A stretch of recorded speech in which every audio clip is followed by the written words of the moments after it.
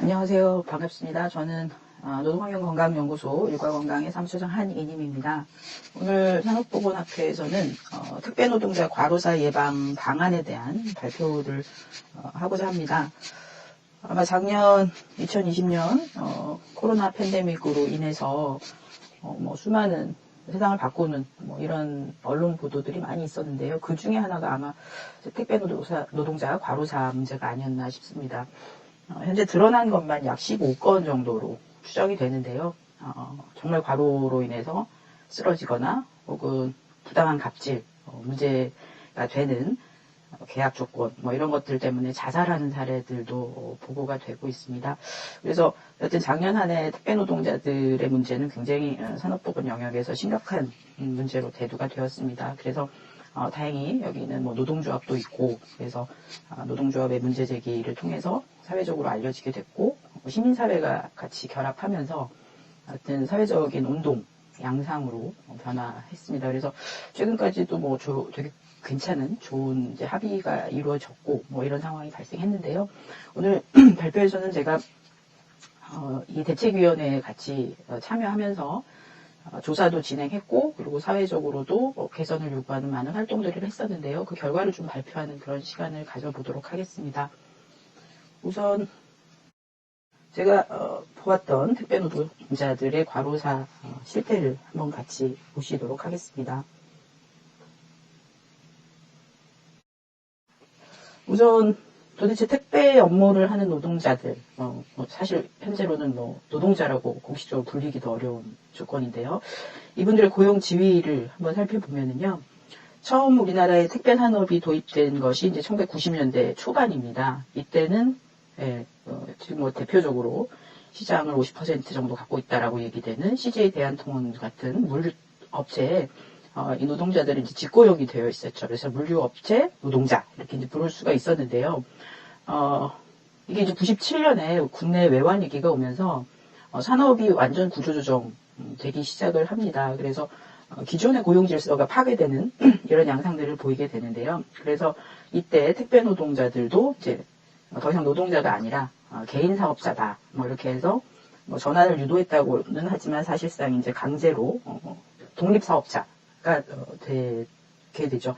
그래서 물류업체와 택배 기사, 그러니까 독립적일 수 없지만 여튼 독립적인 위탁과 수탁 계약이 체결되고 중간 거점 조직으로 이제 물류업체에서 직접 직영하는 영업소를 통해서 이분들이 이제 수탁 계약을 체결하게 됩니다. 그랬는데 이후에 이제 더 다변화하면서 이 직영 영업소가 완전 이제 독립적인 대리점 형태로 전환이 되죠. 그래서 독립된 원청과 독립된 대리점과 그리고 독립된 기사 이런 관계를 이제 현재의 모습으로 정의하게 됐고, 그래서 이 노동자들은 종속성은 꽤 있는데 CJ 대한통운의 물량만 취급을 하니까 상당한 종속성을 갖지만 수수료에 따라서 수수료에 근거해서 행하는 서비스의 숫자에 따라서 소득을 얻는 이런 형태여서 노동자라고 보기 좀 어렵다. 그래서 특수형태 근로종사자라는 이제 고명칭을 갖게 됩니다. 그럼에도 불구하고 앞서 말씀드렸던 것처럼 종속성이 매우 강해서 위수탁 계약임에도 불구하고 독립적인 A와 B가 계약을 맺고 있지만 실제로 근무 수칙을 강요한다든가 위치 정보나 카메라, 주소록 등을 무조건 동의해야 되는 이런 구조에 놓여 있고, 특히 과로사하지 않으려면 이제 내가 업무를 줄일 수가 있어야 되는데 실제로 이제 그럴 가능성이 전혀 없는 이런 상황에 고용 지위에 놓여 있다라고 했습니다. 우리나라에서는 지금 이 특수고용 노동자라고 얘기하는 이런 분들의 규모가 200만 명 정도로 추정이 되는데요. 그 중에 엄청나게 한 80개? 80개 정도, 100개?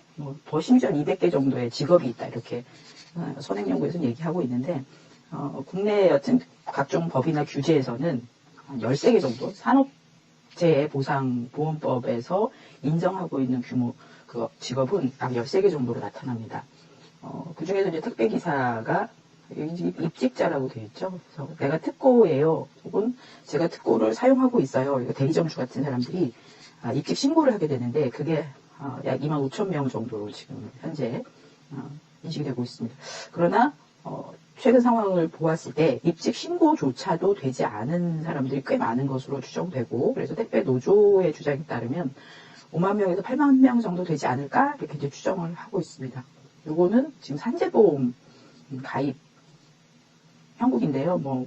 그래서 입직자가 반 이상 누락이 되어 있는 데다가 가입자는 9천 명이다. 그래서 무려 40%에 가까운 사람들이 산재보험에 가입돼 있다. 이런 정부 주장이에요. 근데 기본적으로 많이 누락이 되어 있다 보니까 실제로는 한 15%가 채 되지 않는 이런 분들만 이제 산재보험 적용을 받고 있다라는 것으로 확인이 되고 있고, 전체 시장에서 CJ 대한통운이 차지하고 있는 그 물량 비율을 보면 약 반 정도 되고요. 그 외에 이제 한진이나 롯데, 로제, 노체국 이런 곳에서 나머지를 차지하고 있습니다. 그리고 아마 TV나 CF에서 많이 보셨겠지만 쿠팡이나 마켓컬리 이런 데가 있고, 그리고 신세이마트 같은 경우 쓱이라고 하는 이제 이런 배달 시스템을 가지고 있는데, 이곳은 앞서 말씀드렸던 것처럼 CJ나 한진, 롯데, 로제 이런 곳과는 좀 다르게 특고 형태는 아니고 직고 형태 형태의 택배 노동자들이 일하고 있습니다. 이분들은 지금 노조가 없는 경우가 대부분이어서 실태가 어떤지 정확히 파악은 안 되지만 별로 낫지 않은 이런 상황으로 알려져 있습니다. 그리고 앞서 말씀드렸던 것처럼 산재보험에서 거의 제외되어 있는 이런 상황이다라는 말일 수가 있겠습니다. 택배 노동자의 노동 과정을 보시면 일단 주문이 들어오거나 혹은 선택이 되면 이제 물건을 받아서 누군가 이제 그 물건을 제공하는 분들이 계실 거잖아요. 상품을 제공하시는 분들, 그분들한테 물건을 받아서 주문을 받으면 지파 터미널로 옵니다. 그래서 여기에서 이 지파 터미널은 전국에 굉장히 많이 분포가 되어 있겠죠. 생산자들이 다양하게 전국적으로 있으니까. 그래서 지파 터미널까지 가져다 주면 이 지파 터미널에서 이제 허브 터미널, 그러니까 이거는 이제 광역 아니 모든 물건이 모이는 곳이죠. 그쪽으로 이제 물건을 가져가죠. 그래서 이 지파 터미널에서 허브 터미널로는 굉장히 많은 물량이 가기 때문에 이거는 1톤 차, 2톤 차 이렇게 갈 수는 없고 엄청난 화물차들이 움직이게 돼서 택배 노동자들은 이 과정에는 참여하지 않습니다. 그래서 지파 터미널로 운송하는 과정에서 이제 택배 노동자들이 주로 활동을 하시게 되고요.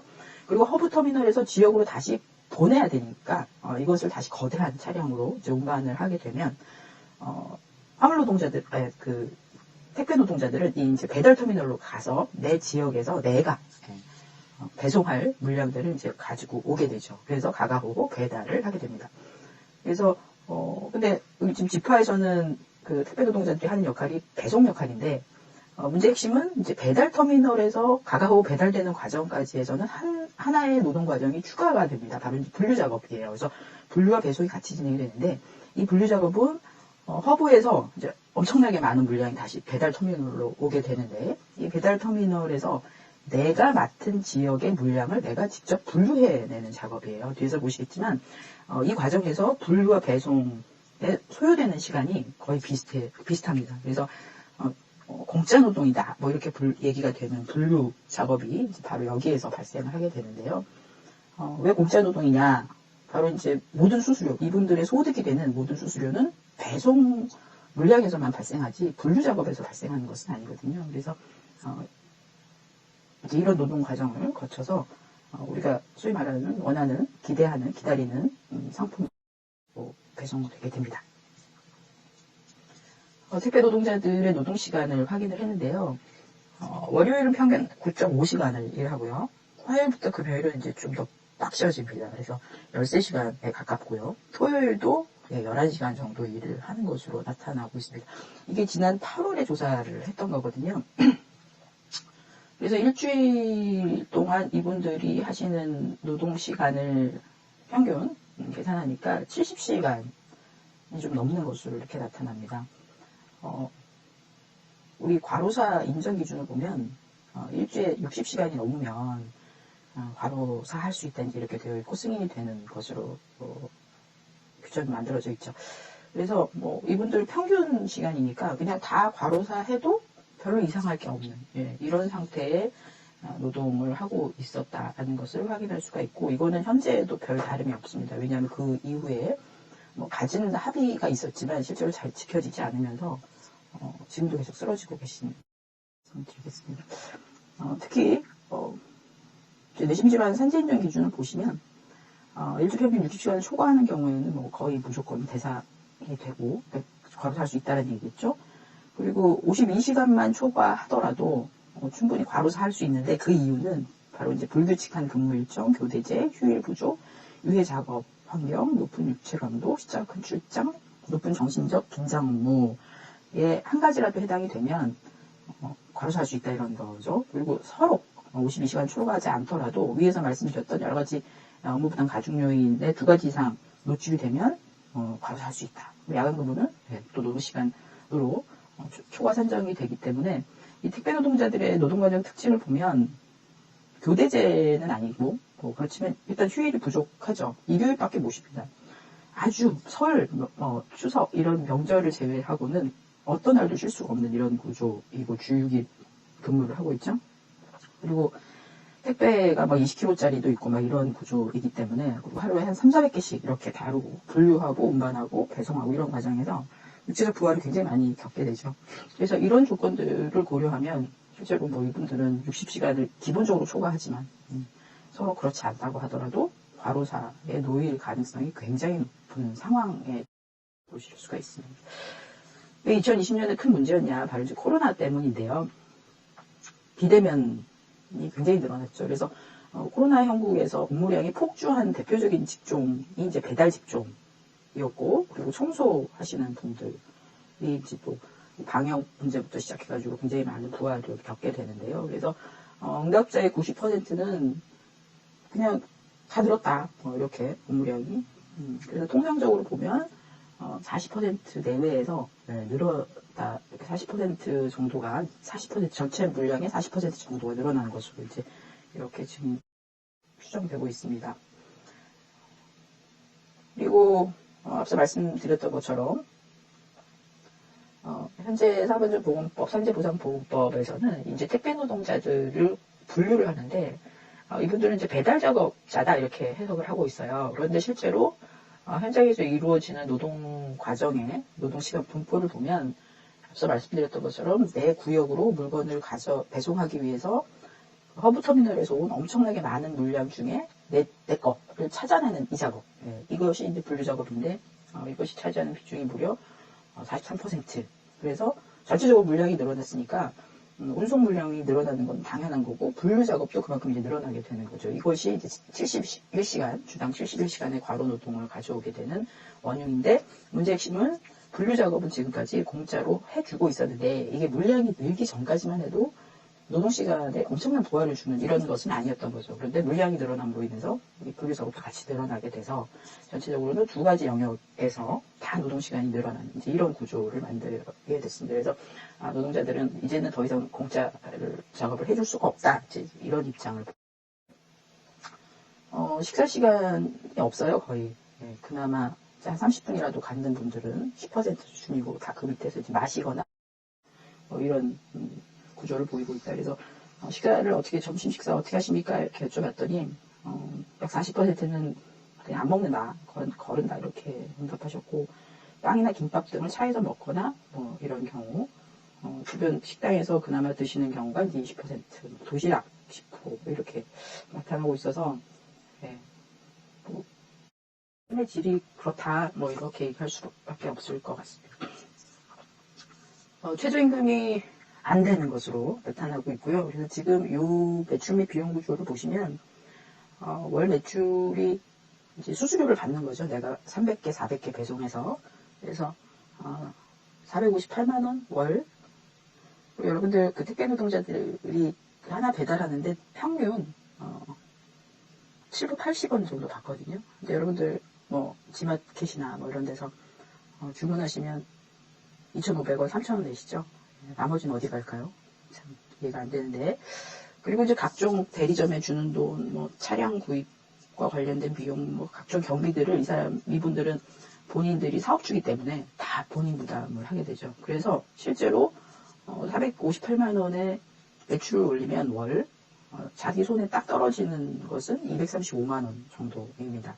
근데 이 235만 원이 어떻게 나온 거냐면 주당 71시간 일해서 얻는 소득이에요. 그러면 당연히 최저임금이 안 되는 거죠.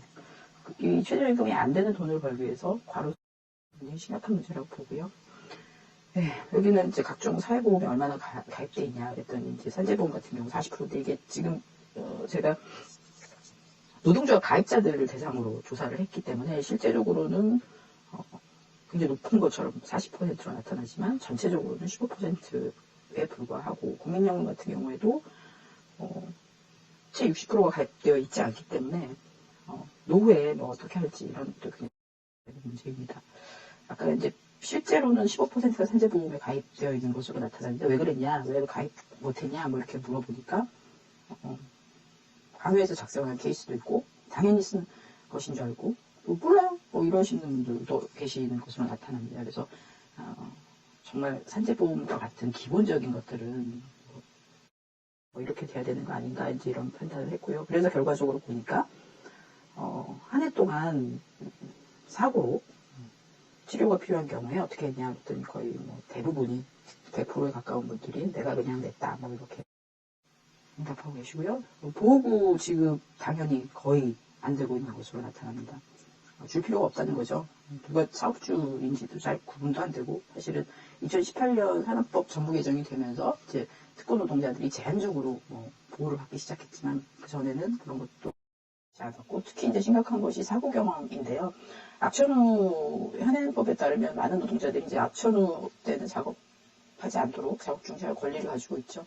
그러나 이분들은 그런 거 없이 그냥 비가 와도 강풍이 불어도 폭설에 배달을 하고 있는 것으로 나타납니다. 특히 이제 괴롭힘에도 노출이 되고 있는데요. 빨리 하라는 닭달, 당일 배송 규정이 있죠. 그리고 언어폭력과 신체폭력 또는 위험에 노출되고 있는 것으로 나타나고요. 특히 빨리 하라는 닭달은 원청에서 굉장히 많이 하고 있는 것으로 나타나죠. 대체적으로는 그 고객들이 많이 괴롭힘을 거의 대부분 괴롭힘은 고객으로부터 발생하는데 뭐 고객은 그렇다고 하더라도 원청이 이런 행위를 한다는 것은 좀 문제가 될 수 있죠. 뭐 대리점도 마찬가지입니다. 그래서 이렇게 내부자들과 외부자 모두에게 괴롭힘으로 나타납니다. 그리고 응답자의 반수는 1년 업무상 사고 경험률을 보이고 있습니다. 그래서 우리나라 평균 제1과 비교해보면 비교할 수 없는 수준의 엄청난 경험을 보이고 있다. 특히 근골격 질환 문제가 굉장히 심각한 것으로 나타나는데요. 그래서 허리, 상지, 하지의 통증 문제가 거의 대부분 겪고 있는 것으로 나타나고 두통과 눈의 피로 경험률도 굉장히 높죠. 그리고 심지어 우울이나 불안장애 같은 계속 쪼이고 부당한 계약관계 속에서 괴롭힘을 당하고 뭐 이런 문제들이 우리나라 노동자 평균 수준과 비교했을 때 엄청나게 높은 상황을 보입니다. 치료를 해야 되는데 아프면 실제로 못 가죠. 바빠서 못 가는데 그 이유가 내 물량을 처리 줄 사람이 없어요. 동료들도 싫어합니다. 아픈 동료를. 왜냐하면 내가 한 동료가 병가라도 쓰면 병가 제도는 없어요. 그냥 내 수수료 까이고 병원 가는 건데 그래서 동료들도 싫어하고 본인도 미안해서 못하죠. 그러니까 뭐 그만둘 때까지 뭐 몸을 갈아 넣는 이런 구조가. 그래서 특별노동자 보호 규제가 있냐, 그럼 이 사람들 뭐 어떻게 해야 되는 거냐 이런 문제가 남게 되는데요. 우선 노동자가 아닙니다. 앞서 말씀드렸던 것처럼 특수 형태, 저는 뭐 이런 말 같지 않은 구조가 도대체 국내에 어떻게 있을 수 있나 이런 생각이 들지만 일단 노동자가 아니기 때문에 근로기준법 적용 대상도 아니고 산업안전보건법도 굉장히 제한적으로 적용을 받게 되죠. 그래서 이 사람들의 가장 큰 문제, 뭐 지금까지 굉장히 많은 문제를 얘기했지만 가장 큰 문제는 노동시간 상한 규제를 받지 않아도 된다는 것이죠. 그리고 근데 이제 받고 싶으면 내가 일을 적게 하겠다 이렇게 하면 되는데 그러면 지역을 반납해야 되는 이런 문제가 생기죠. 그러면 앞서 말씀드렸던 것처럼 71시간 일해서 최저임금도 못 받는 구조인데 이건 직업이라고 얘기할 수가 없겠죠. 그래서 이런 여러 가지 문제들을 가지고 있습니다. 그럼에도 불구하고 이제 산업안전보건법에서는 일정하게 2018년 전부 개정 안에서 이제 보호한다 이렇게 명시하고 있습니다. 그래서 마치 법률 안에서 보면은 모든 법 조항이 적용되는 것처럼 이제 이렇게 설명을 하고 있어요. 그래서 듣고 보호한다 이렇게 아예 구체적으로 설명을 하고 있는데 안으로 들어가 보면 그냥 교육한다 이게 거의 전부예요. 아니 몰라서 쓰러지는 거 아니잖아요. 물론 교육 필요하지만 내가 노동 시간을 관리할 수 있는 조건이 안 되고 보호도 받지 못하는데 교육만 받아라? 이건 굉장히 제한적.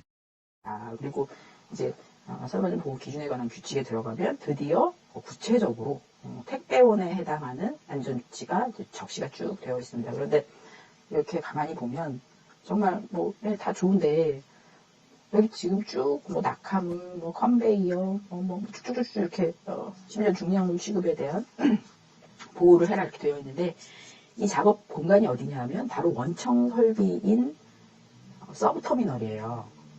내 물건을 분류해내고 근데 그 설비가 원청 설비거든요. 근데 이 책임을 누구에게 주고 있냐면 대리점주한테 주고 있어요. 그러면 대리점주가 바깥에 있는데 원청 설비에 가가지고 흩날림이 있는지 없는지 보고 컨베이어가 건강하게 잘 움직이고 있는지를 보고 문제가 있으면 지적하고 이게 가능하겠냐. 그리고 중량물 취급을 도대체 어떻게 할 거냐. 이거는 수화물에 대한 뭔가 규제가 필요한 것인데 실제로 이제 그런 것들을 원청도 관심이 없고 대리점주는 아무것도 할 수 있는 능력이 없는 사람들이고 이런 구조이죠. 그래서 제도가 있는데 도대체 누가 어떻게 무엇을 해야 되는지가 구체적이지 않거나 할 수 없는 이런 구조로 제도가 설계되어 있는 심각한 문제입니다. 이분들이 지난 한 해 쭉 이제 싸우시면서 결국은 이제 이게 분류 작업과 배송 작업은 완전 다른 업무다. 그래서 이걸 분리해라 이런 요구를 계속해왔고, 그래서 드디어 이제 지난 임시국회 지난 1월 8일에 본회의가 마무리되었는데요. 그 본회의에서 이분들의 요구가 일정하게 받아들여져서 생활물류서비스발전법이 제정됩니다. 그래서 앞으로 이제 장기적으로는 분리한다 이런 내용이 들어가 있어서 굉장히 고무적인 요구가 받아들여진 법이라고 새롭게 만들어진 법이죠. 근데 거기서 이제 언제까지 무엇을 어떻게 한다 이런 구체적인 법률 조항이 없기 때문에 그냥 큰 틀에서 명시를 하고 있어서 결국 이제 대책위는 사회적 합의를 통해서 이 문제를 해결하겠다. 그래서 최근 바로 지난주입니다. 그래서 공짜노동이었던 분류작업을 더 이상 택배노동자가 하지 않는 것으로 하고 이것을 올해 상반기 중에 이제 완전히 정리하고 인력을 투입하는 것으로 이렇게 합의가 됐고요. 그리고 국토교통부가 이제 표준 계약서를 마련해서 노동시간을 규제하고 분류작업을 빼고 불공정 행위, 갑질을 하는 이런 계약 조건들에 대해서 금지한다. 그리고 그것을 표준 계약서를 지키지 않으면 이제 인허가권에 대해서 규제를 하겠다. 소위 말하는 페널티를 주겠다. 이렇게 얘기를 했어요. 그래서 잘 이루어질 것으로 이 사회적 합의가 기대를 하고 있는데 최근 또 문제가 불거졌네요. 노동시간을 일단 주당 60시간으로 제한하기로 했는데 이것도 71시간에서 60시간으로 낮아지니 다행이긴 한데 60시간도 과로사 대상이 되는 것인 만큼 매우 우려스러운 영역으로 이제 남아있다라는 말씀을 드립니다. 이뿐만 아니라 앞서서 이제 이런 분들 특고 노동자들뿐만 아니라 이 과로사의 기준, 노동시간 규제에서 벗어나 있는 많은 분들이 있죠. 일단 5인 미만 사업장 노동자들이 다 그렇고, 그리고 이제 특고처럼 자영업으로 위장되어 있는 이런 케이스들에게 다 문제가 되는 것이 바로 과로사 문제라고 보입니다. 그래서 향후에는 많은 변화들이 좀 필요하다고 보이는데요. 그래서 종속성이 강한 택배 노동자들에게는 종속성이 약한 택배 노동자들은 거의 없다. 저는 이렇게 보는데 원청이 모든 책임을 사실상 지도록 이렇게 제도를 개편하는 것이 필요하다. 앞서 말씀드렸던 것처럼 아무 힘도 없고 설비도 가지고 있지 않은 그리고 사업장 밖에서 일하는 대리점주들에게 모든 책임을 지우면 실제 못한다라는 이런 문제들이 있어서 가능한 자에게 의무를 지우는 게 맞다라는 판단입니다. 그리고 지금 전국민 고용보험 코로나 시대에 전국민 고용보험 이런 얘기가 나오는데 특수고용자들도 4대 보험이 예외 없이 적용돼야 된다. 지금 산재보험은 그렇게 이제 하기로 이미 얘기가 됐죠. 작년에 또 작년 싸움의 성과라고 보여지는데 이런 제도들이 도입이 돼야 될 것 같고요. 노동시간 규제도 상당히 필요하죠. 아까 말씀드렸던 것처럼 5인 미만 사업장, 특고 노동자들에 대해서도 이분들은 일하다가 죽어도 된다. 이런 거는 굉장히 차별적인 법률이라고 볼 수가 있죠. 세계적으로도 잘 유례가 없는. 그리고 지금 계속 얘기가 되고 있는 유급병가제도가 그러니까 내가 꼭 업무상 재해다 이렇게 보기 어려워도 내 몸이 좀 아프고 힘들고 치료가 필요한 상황이면 그게 꼭 산재 대상이 아니라 할지라도 특히 이제 지금처럼 집단 감염의 위험성이 있는 경우에는 쉬게 해줘야죠. 아프면 쉬자. 그래서 감염도 막고 나도 보호하고 그러면 이제 이게 전국민 의료보험에서 유급병가 제도가 들어올 필요가 저는 있다고 생각이 되는데 이미 이제 선진국에서는 다 하고 있는 거죠. 그래서 코로나 국면을 맞으면서 유급병가 제도가 정말 절실하다라는 말씀을 드리고 싶고 지금 국토부에서만 계속 관여를 하고 있는데 그래서 뭐 중앙정부뿐만 아니라 저는 지방정부에서도 지금 경기도 같은 곳에서는 굉장히 관심을 많이 가지고 있어요. 이 택배 노동자들 문제에 대해서. 그래서 지방정부 속에서도 업무환경 개선을 위한 행정조치, 그러니까 인허가권 같은 걸 갖고 있으니까 행정조치를 할 수도 있고 그리고 지원조치를 할 수도 있다라는 말씀을 드리고 싶습니다. 네, 제 발표는 여기서 마무리하려고 하고요. 네, 감사합니다.